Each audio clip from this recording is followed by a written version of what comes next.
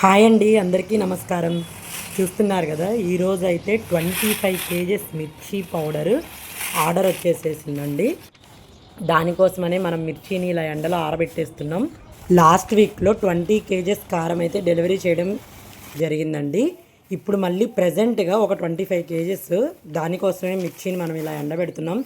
చూస్తున్నారు కదా, పలుచగా ఎండబోసుకోవాలండి. ప్రతి ఒక్క మిరపకాయకి ఎండ తగలాలి.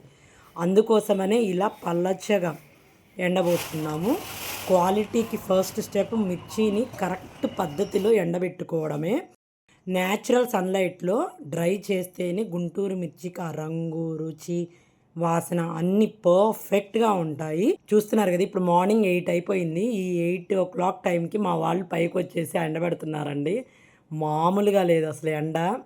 మీకు కూడా మా గుంటూరు మిర్చి కారం కావాలంటే ఇప్పుడే పేజీని ఫాలో చేసి ఆర్డర్ చేసుకోండి. బాయ్.